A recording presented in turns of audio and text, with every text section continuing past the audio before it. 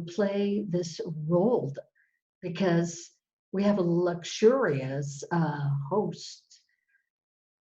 We will begin, before we begin this conversation about the coronavirus in Antioquia, I would like to ask the mayor of Medellin to please, no, the governor of Antioquia to please leave us personally to go out and do some exercises.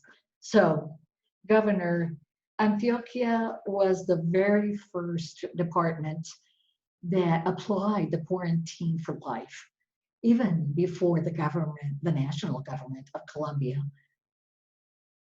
What did you know that the others didn't know beforehand? Why did you begin first? Well, Kenneth, first of all, again, thank you, and I'd like to say hello to all of the attendees. I think that, frankly, overall, we in Latin America had a very big advantage, and it was to have the experience, to have the vision of what was happening in Europe. And fundamentally, what was happening, because back then it was quite evident in Spain and in Italy. That made us, in Antioquia at least, to look at the seriousness of the situation, the dimension of the challenge we were about to face. And that's why not only, Kenneth, did we declare, firstly, the quarantine for life, but also we were the first ones that declared the health sanitary emergency as well as the public calamity status. And we did that about 2 weeks before the quarantine of life per se. So I think that firstly, we have to acknowledge that we're aware of the dimension and the challenge we were facing. And the second aspect, which surely I'll be referring to with regards to your questions, is that in Antioquia, we've had a tradition of a sector of health because it's been serious and it's been very professional. Our health sector really, I would say, it hasn't been built for decades, but for centuries. Our leadership in Antioquia, health-wise, has been historical. That's why one of the largest clusters of our economy is that of healthcare. So from the very beginning, we created a group of discussion. We issued a decree to create the first management of coronavirus in Colombia. And in that management, we enhanced it with a technical committee comprised of, you could say, different disciplines, but very strong in the medical, scientific, and tests. And with that committee, we identified something that was transcendental even before the quarantine of life, Kenneth. And it's the need of following up and supervising the epidemiology very rigorously and intensely. If I'm asked, what really was early on used for the good performance of Medellin, Antioquia, even before the quarantine of life, I think it was the very, very intense epidemiological monitoring that we made.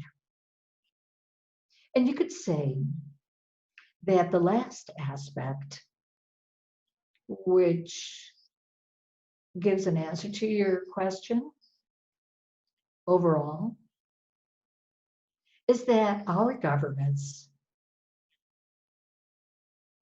that I've presided in Medellin and Antioquia and in Medellin have always been focused on respecting, protecting, and taking care of life Personally, as a governor here, I am extremely sensitive to that matter. I have immediate information, real time, of all the murders in Antioquia. I had it in Antioquia, in Medellin, and then in Antioquia. So that sensitivity about the respect and care of life, I believe, was fundamental to make the decisions of public calamity, sanitary emergency and health, epidemiologically monitoring, the creation of the management, and the quarantine of life.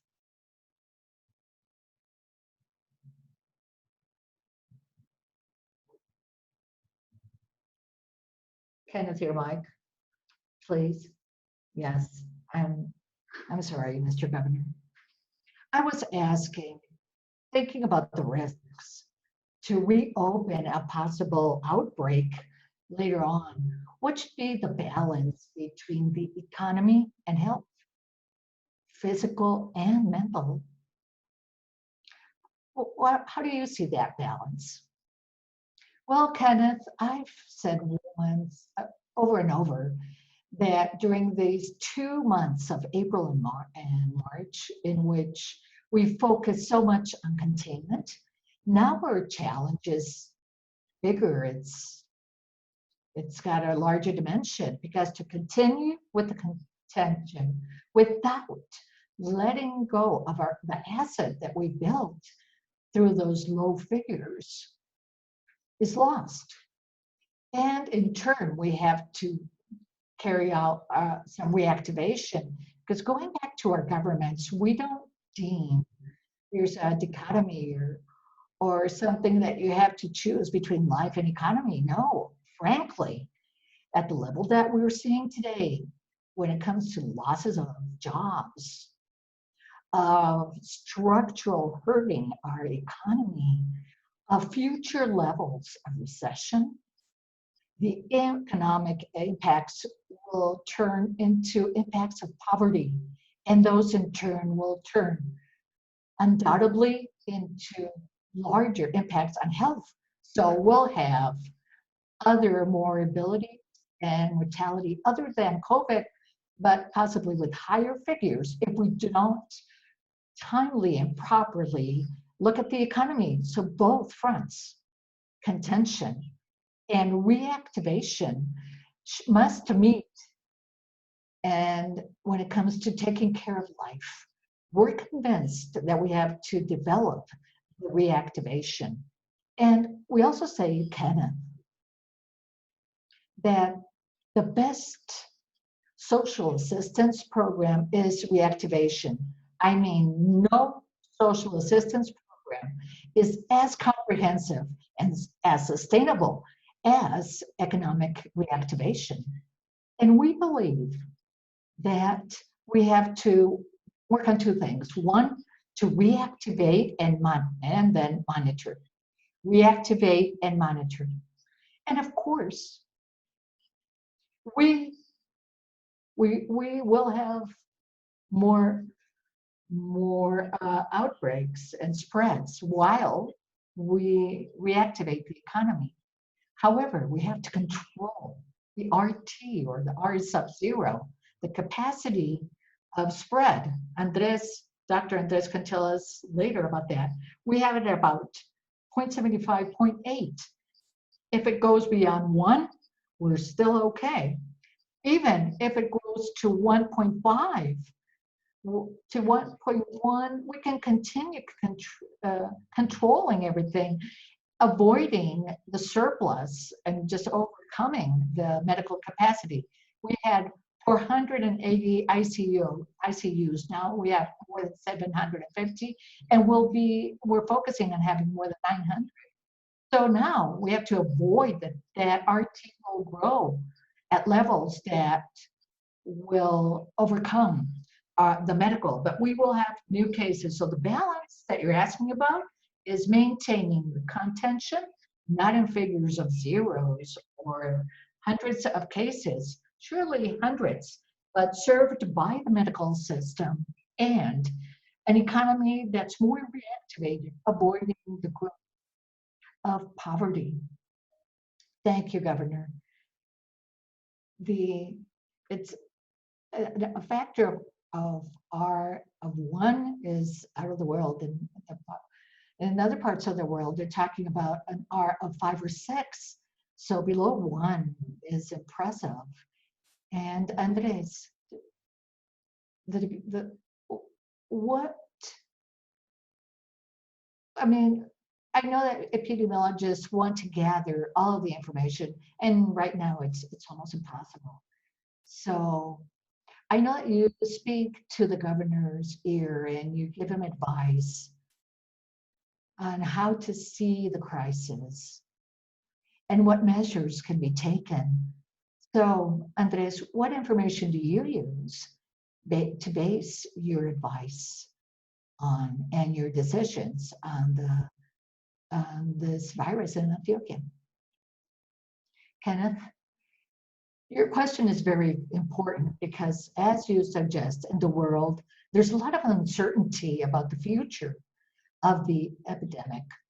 And unfortunately, the world also has taught us that it's dangerous for the community because this virus should not be developing freely. We've used information early on to understand the future on a short-term basis.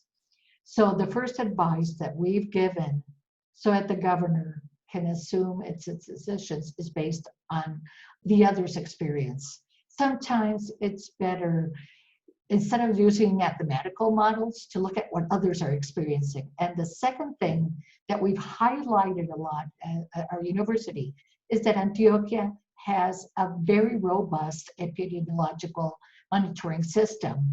And we've been, as physicians, very aware of the need of suspicious cases. Although Medellin and Antioquia has about 500 cases, a bit less, more than 18,000 suspicious cases have been investigated. That talks about a very robust system. And that information is used by us to provide the governor a vision of the acceleration, that our factor that has been commented. It's the acceleration of the epidemic. And as he said, we have been able to keep that factor for more than 25 days below 1. So Antioquia has moved from having 20 cases a day to 3, unlike Colombia's other figures. Andres, everybody talks about the importance of having tests, of having a lot of tests. And that's been a challenge, not only in Colombia, but in other countries in Latin America and in the rest of the world. I can imagine that you prefer to have more information than tests, but that's not possible. So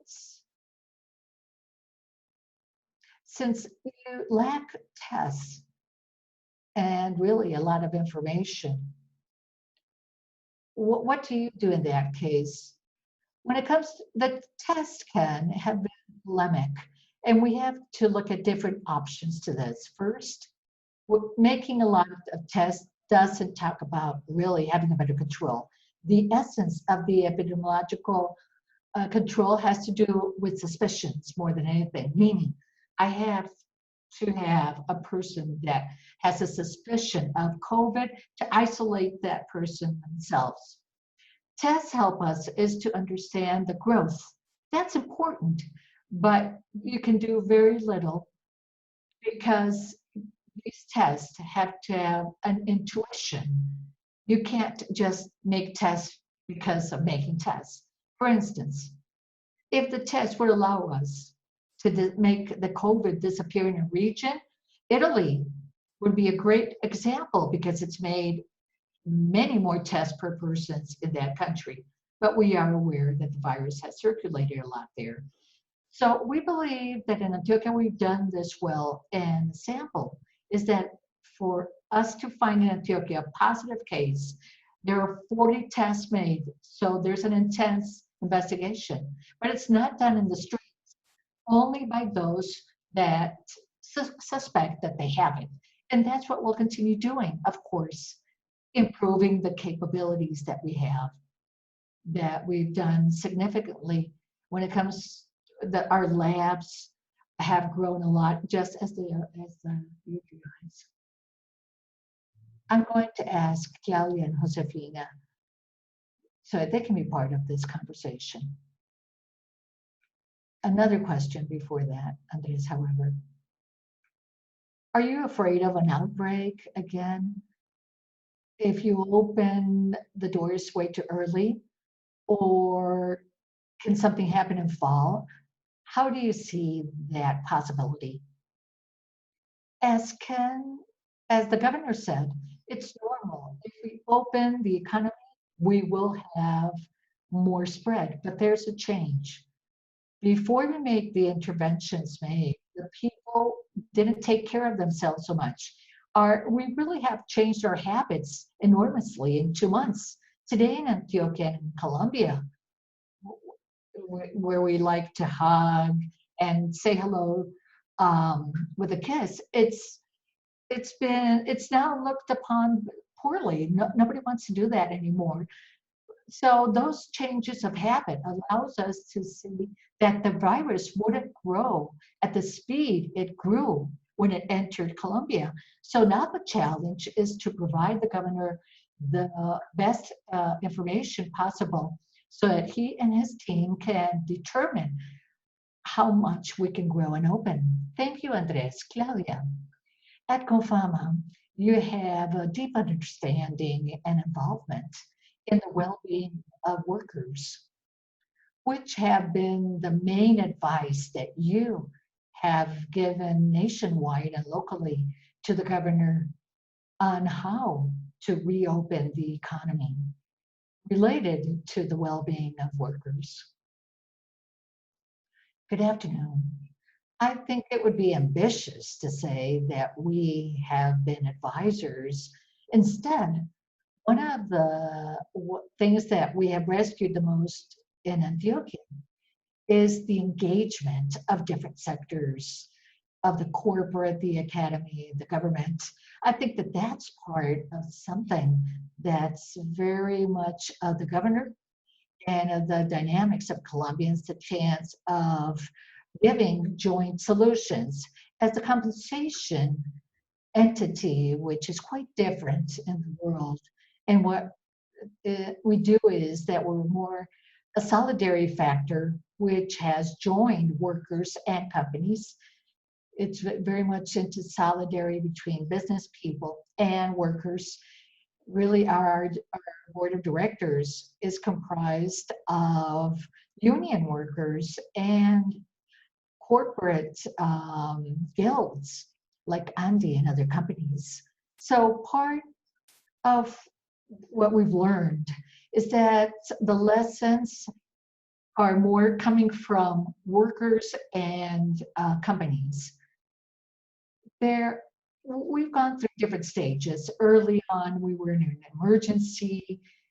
We had to make quick decisions. We as Comfama were one of the first that reacted to close our activities, considering that we are an entity that a large number of people, either in parks or schools, etc. And I think that that was one of the first calls that we made. And it's to back the region, saying, okay, we have to make these decisions. The emergency has tried to give us the idea to give this voice that the people have to take care of themselves, of their lives. They have to look at the economic ecosystem. I mean, there's this moral compass where we know that life and health is very important, but the revenues are important for the ecosystem to persist. Today, we're in a second phase, which we've called of adaptability. There's a time when the emergency makes us adapt.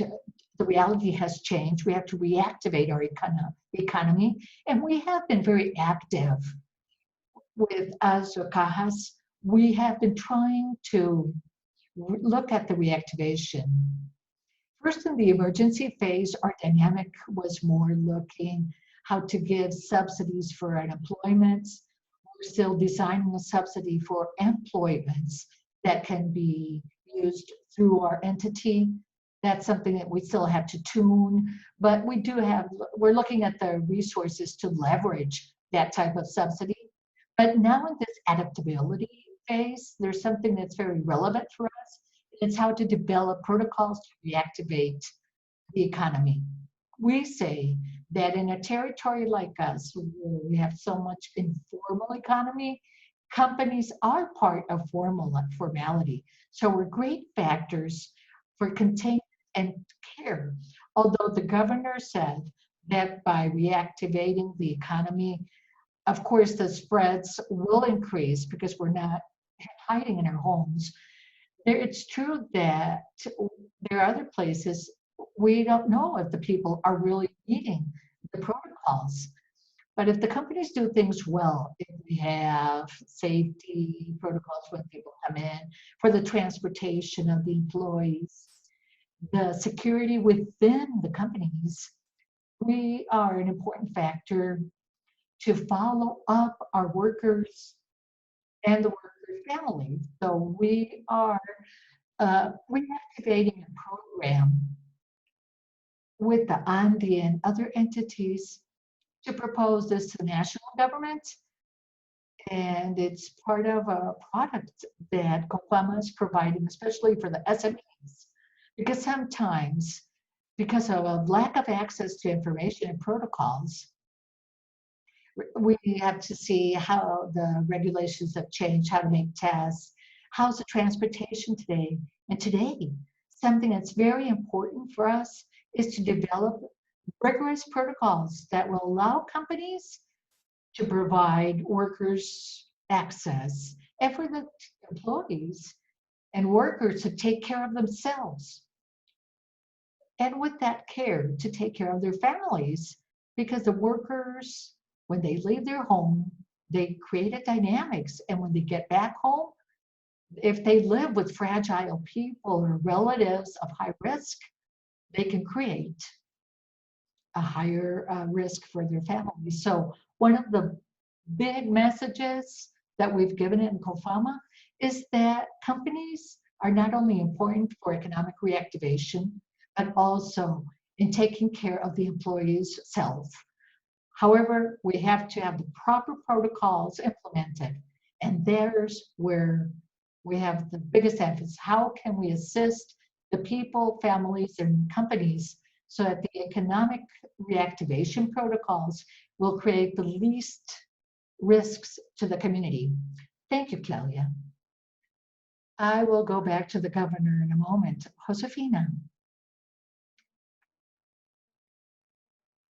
you are a leader in the private sector, very well known. What advice has the private sector given to the governor on how to reopen? And what's the role of the business people to develop these guidelines to open the economy? Well, first of all, thank you so much for the invitation. I'm very honored to share this panel. Early on, when we saw the complete closures of the economy, at Antioquia, we began to make meetings to understand how to assist the government, not really as much as advisors, but really to understand the problems, looking at the figures. It really was a joint effort to provide feedback,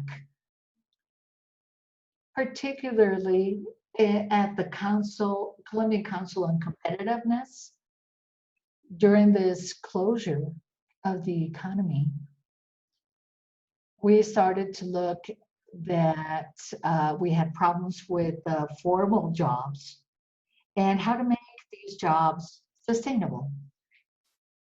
So we started to ask ourselves, everything had to do with healthcare. Then we started to look at the figures of the mortality, morbidity, and we started to join all this knowledge, talking with economists, business people,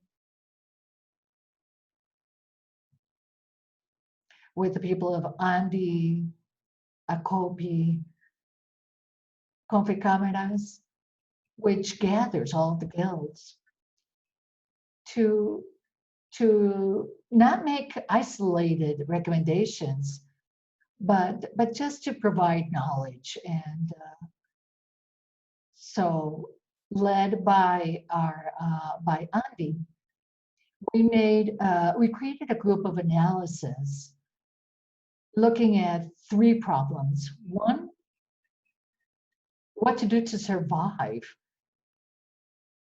during the time of the closure. Second, how to keep life and the healthcare system. And third, what will happen afterwards? How can we boost an economy that will be very hardly hit? So we prepared and published several documents with the Minister of Health and Vice President and the President. And there, in the guidelines, what we've shared have been adopted. As the governor said as well, we have been working very closely with the governor, with the mayor, and we've really been engaged in Antioquia. And you could say that it's an example to follow, having this closeness between the mayor and the governor. Indeed, with our group of business people, which are led by the Colombian Council of Competitiveness, we have also Antioquia and other guilds that are trying to work on all of these projects. So in that sense, for the activity of the companies after this quarantine is, so we asked, okay, how can we avoid companies from dying? How can we make them survive? Because if I don't get paid, if I cannot go out and buy things. So the idea is to break down this vicious cycle. And with the National Fund of Guarantees of the government, we started to look at different loans and credits for, especially for the SMEs. And this is a very important loan to be implemented for the different small and medium-sized enterprises that need them. So you could say that the first case to boost the economy was this loan. But also we know that there are many companies that are running out of oxygen. So they need raw materials. Some companies only had 2 weeks of raw materials. So there we start looking at how to say, okay, should I have my 100 employees, or should I have only 50? But if I don't only have raw materials to keep on working for 2 weeks, what should I do? So the idea here is, what can we do to, especially in the formal sector, to save those jobs? And just go through formal companies firstly. On the other hand, when it comes to protocols, we've been working with other business people like the ARLs, the worker compensations companies, and which, even if they're closed, They have been able to provide a lot of online assistance. So these groups have suggested and have worked very strongly with the government to create measures to make the tests and to make the contentions necessary of the virus. And then to look at what the companies can do with these results to enhance the ICUs. And now, when it comes to the gradual opening, we agree that we have to balance between that life and health care to prevent people from working in areas that are of high risk. And we know that we cannot, we know that there are things that we cannot do indefinitely from home. So there we are working with the government to monitor with the government very closely. We're fishing, you could call it, to take one fish at a time, to do it healthy, to do it in a way that the economy won't suffer. And I'd like to also mention that the micro companies, which are non-formal almost, for instance, they will have access to micro loans.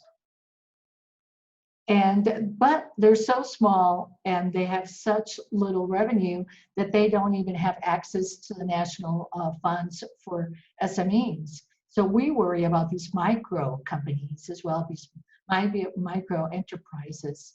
So here we have this process with the formal companies that can organize their products, their units also, but we're also thinking about those small, very micro companies, people that can, for instance, work on the streets, how can they take care of themselves?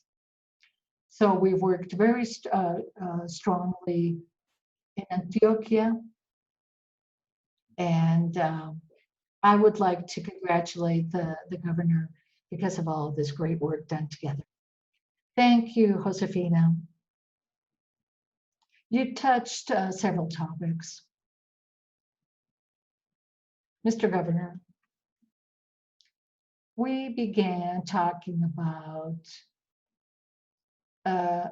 we would like to start with a question from the listeners. During the events that we've held in other countries of Latin America, we've talked about the relationship between the local government, the department government, and the national government. And sometimes you don't see that all three don't see the situations the same. I don't want to say that this happens in Colombia, but I want to see what's your viewpoint. So we have questions from Hector Garcia, who's asking how can Antioquia, Antioquia has a performance with this epidemic very different to what's seen throughout Colombia, the rest of Colombia. In Colombia, you can see that local decisions are a bit different to the national decrees. So, Governor, how do you see that situation in Colombia, those differences? And how have you or the mayor of Medellin changed a bit your decisions from those of the national government to be more efficient?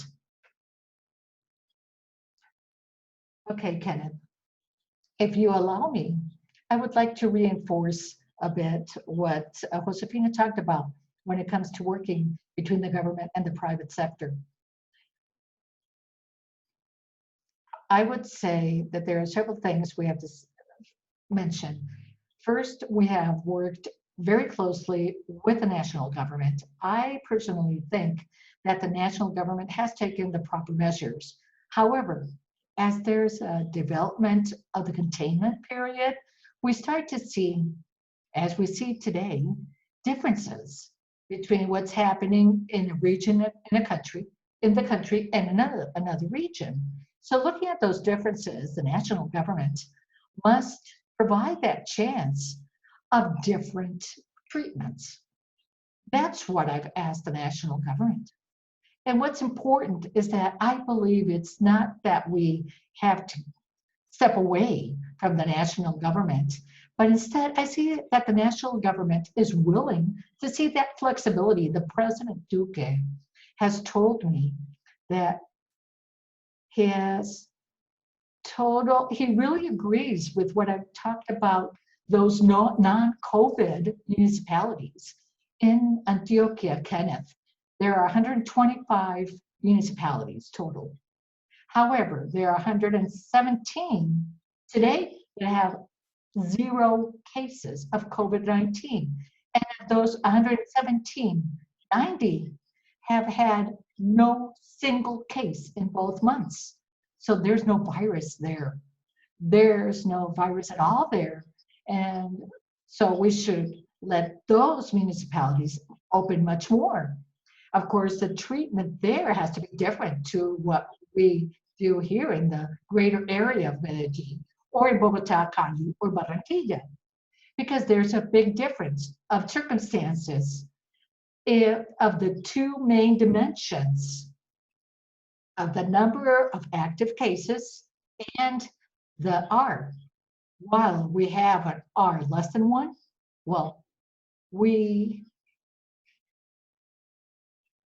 have a different treatment from different regions that have 0.2 or 0.3. So a different treatment, but of course, in accordance with the national government says, what we've asked is that the governor of Antioquia and the mayor of Medellin and other mayors to have that differential treatment, both in the greater area, because it has very, very low active cases and are less than 1, compared to the other municipalities that have 0 COVID-19 cases. Kenneth, I'm also sure that the government will serve our request because it's based on results. And that will allow us to have a larger reactivation of the economy, which of course benefits Antioquia, but the entire country. And lastly, I'd like to end going back to what Josefina said, because yesterday we had a very important meeting between the mayor's office, the governor, and Pro Antioquia, and the business people of Pro Antioquia stated their intent to back our petition. So it's not only a petition made by the public institutions, but practically also adding the businesses, the medical sector, the universities. So I believe that the government, which is listening to different arguments, will accept us. Thank you, Governor. You've talked about the R factor, and so has Andres. So I understand that there are different factors, but you could see that this is a factor in which that we're really focused on today. I mean, if we're going to reopen, how can we know if everything is okay or if we have to adjust the reopening? Does that have to do with the R factor? Is that something that is of importance? Absolutely. With Andres, I've discussed this. Andres, technically, you could give us ratify this, because for all the attendees, what's interesting, I think, as a governor, is that we have to share important aspects that can be taken by other regions, like a benchmarking of this situation. The R factor is undoubtedly the fundamental that we have to have controlled. And since we have to have it controlled, it's got to be monitored. And it's got to be monitored two ways.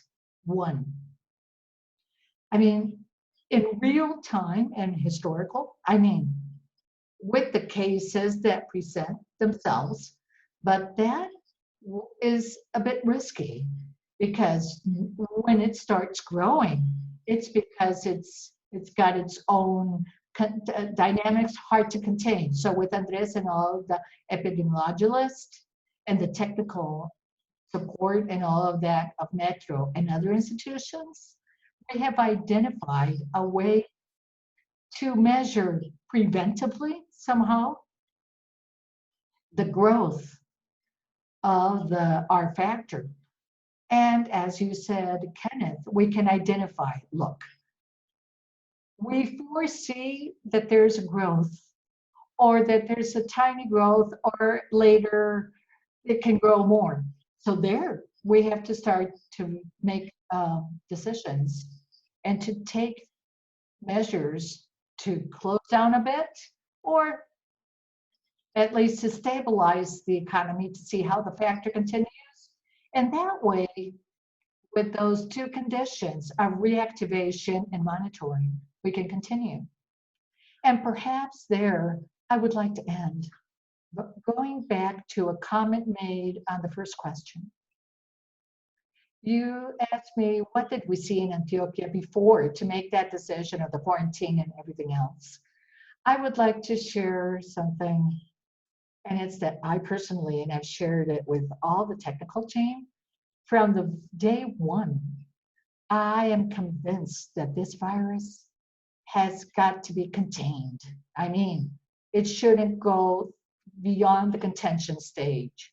Those theories, which I understand have been spread throughout the world, with scientific basis, but I don't agree with them, that the virus will be there and will reach 50, 60, or 70% of the population. I'm sure it won't happen. And we think it should happen here. And that's why in Antioquia, from early on, we said, okay, this virus won't pass from this containment. And that led us to make all of these measures, to take these measures. Thank you, Governor. Andres, the governor has mentioned, perhaps more than any other politician that I've heard, the importance of mental health, the population during this quarantine. There are others that have talked about this, but I believe that Governor Gaviria seriously talks about this. Are you focused on this as well? You're not only an epidemiologist, but you're also a psychiatrist. Can you tell us a bit about what you found related to mental health? What Antioquia has done on this matter, or what other country or region should do if they want to focus on this matter? This is an interesting item, Ken, because early on, we understood the need of combining strategies of health for the COVID and for mental health. We at the medical school, we have been active to design these routes. And we understood firsthand that public health interventions like the quarantine made would create consequences that had nothing to do with COVID directly, but that have to do with consequences from being with the containment, like stress.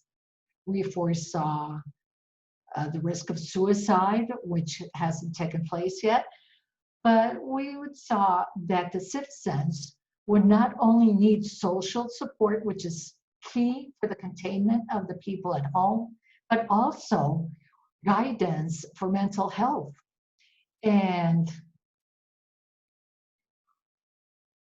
along with the national government and with the governor, we created the Health for the Soul strategy.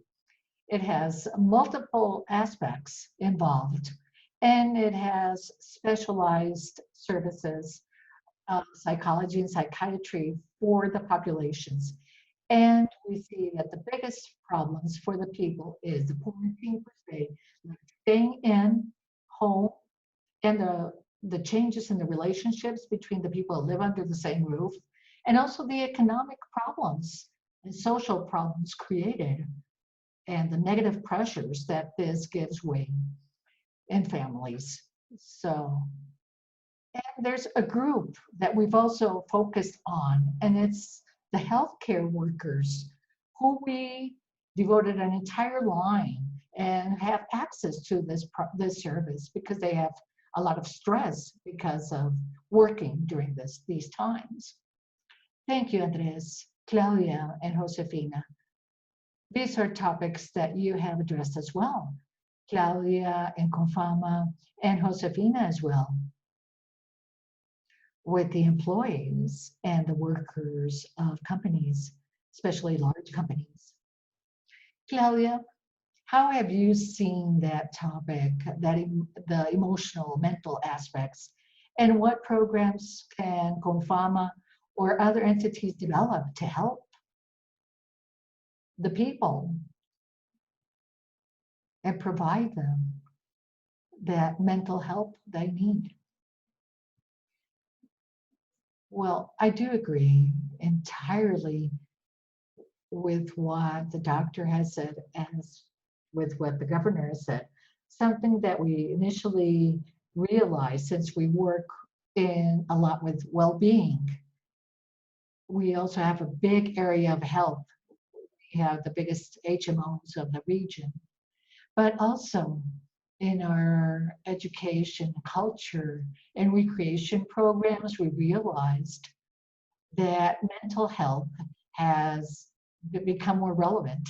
Firstly, because the containment itself leaves people isolated, and that's not easy for everyone.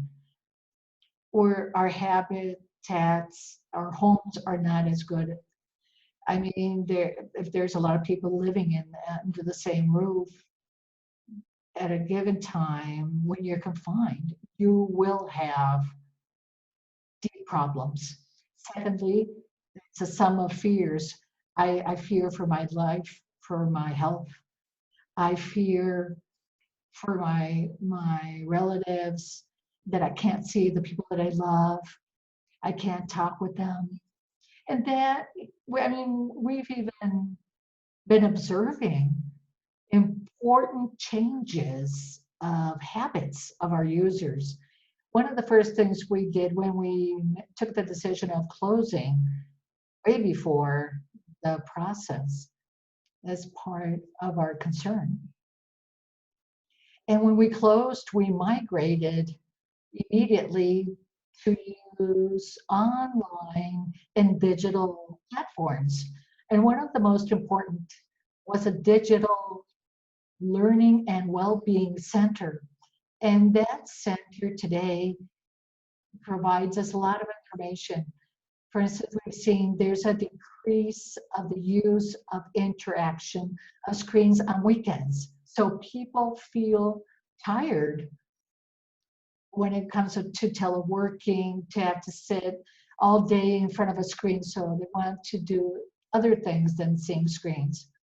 Secondly, we have identified a lot of people playing, a lot of idleness.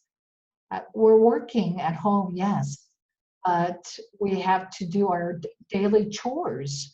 And something that's extremely important is that we have to be educators at home. I mean, for those that are interested in education, we start to understand in this situation the role of teachers. And we're feeling it personally because homeschooling is creating a lot of tension. Because for a person that works, having to do the work, take care of the kids, do the chores all at once, so all those fears plus changing behaviors, which because of this containment, definitely is a very complex cocktail. So with the stress that's so different, you start to see manifestations that are strong. I mean, we've even developed a network of assistance that which helps the governor's office as well.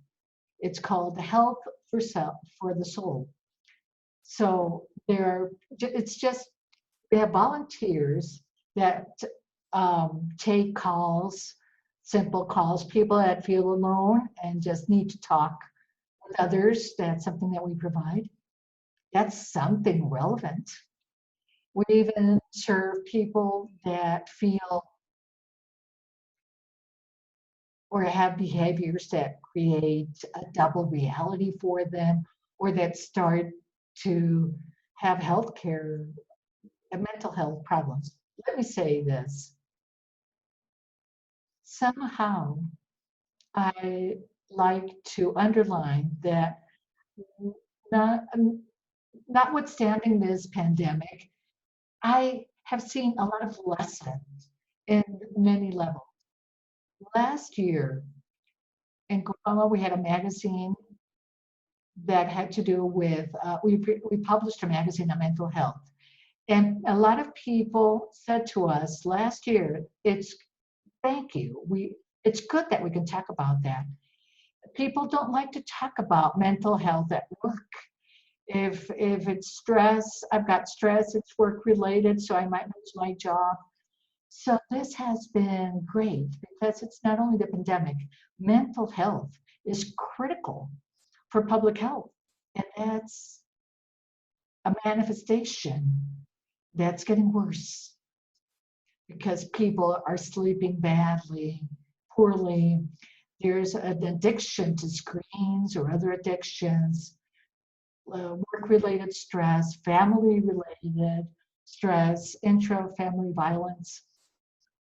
I mean, this shows behaviors which have been shyly arising, but now are really strong. So the idea is not to face this contingency, but also to adapt, and it has to do with public health, and it's got to be on the first level of our concern for life of Antioquia and the country in general.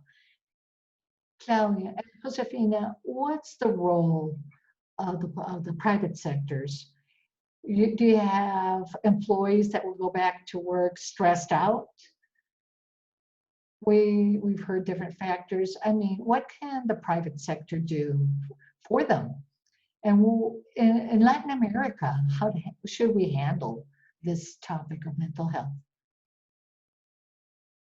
Before I begin, I would like to share with you the experience of the company that I lead. TCC is a transportation company.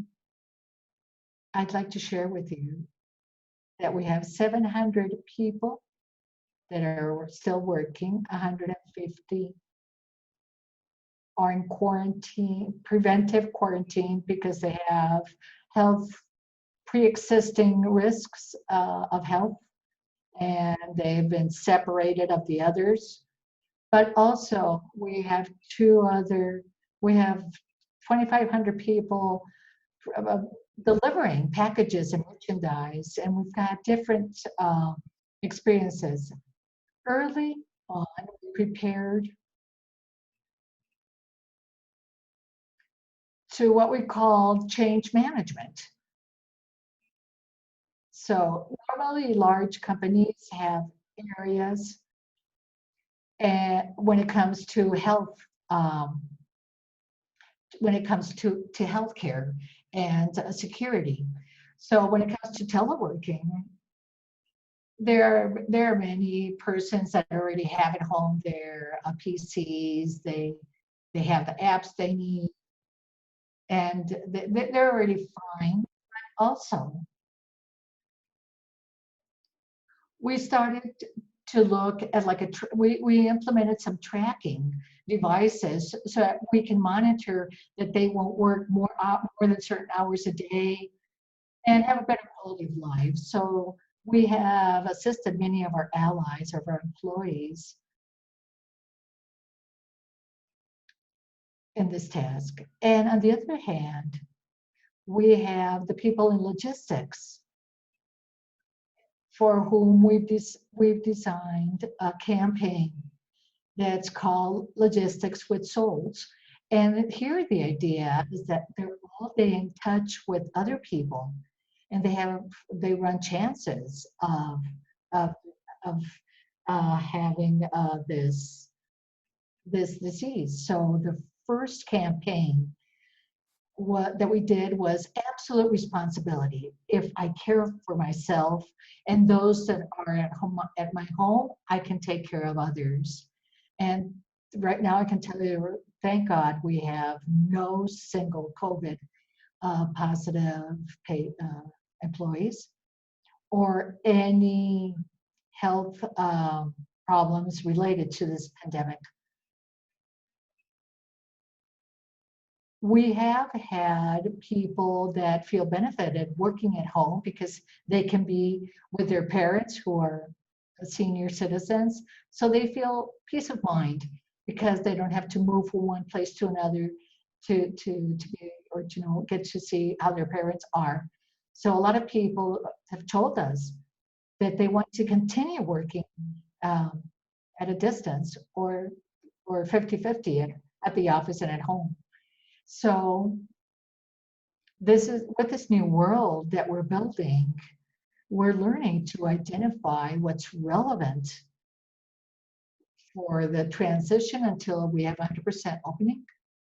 And during this time that we're partially opening, undoubtedly, we are backed by our allies, the compensation funds and the managers of labor risks.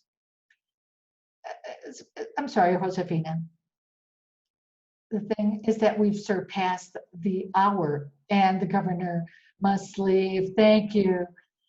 I really apologize for interrupting you. We are abusing of the time of the governor, and we would like to really thank him for being with us. Next time, we would like to talk about on how to reactivate and revitalize the economy. So, Governor, if you have 2 more minutes, can you talk about this, or do you have to leave now? And we can end this session just with your answer. Yes, Kenneth, thank you. I'm sorry. Precisely, I have to go to another meeting of the development plan for me.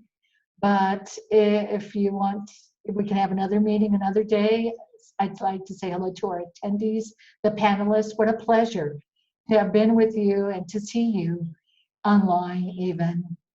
And yes, let me answer your question briefly.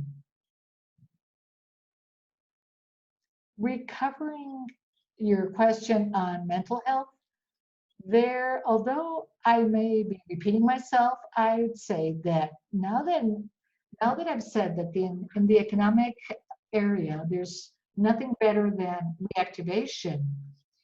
There is no other better factor for mental health than reactivation, because that really drops the stress. And that has to do with the obstacle that we have. I mean, the obstacles to the reopening and to the reactivation are real. There's a dimension, there's a virus, but there's another one that we have to talk about and that we must educate people on, and it's fear. That's a big, big obstacle. I mean, fear somehow, well understood and well managed and controlled, can be good, but there's a given moment in which it causes a lot of damage when you try to make smart decisions and when you have mental health issues. And when it comes to revitalization, yesterday, precisely with Antioquia, I talked about this, Kenneth. There are 3 levels in which I see the pandemic. 1, contention, the level in which somehow in Antioquia we've passed in the exclusive sense of it. 2nd, containment and parallel reactivation. And 3rd, post-pandemic, which In the development plan, we have joined to the alliance of Arriba Antioquia, which has to do with the reactivation, the revitalization of Antioquia comprehensive. Because what we've seen after the most critical periods span is not only the reactivation, but the new society that we'll have, the lessons as a society that we have on a global and on a local scale, and the changes and the transformations that we think that society must make. But this, as you said, could be a good ground for a next meeting. So again, thank you for the invitation. Thank you, Governor. So with the permission of the other panelists, let's leave the governor to close this. I'd like to remind you that next Tuesday, we'll have a session on the reopening of Chile with the Minister of Economy, Palacios.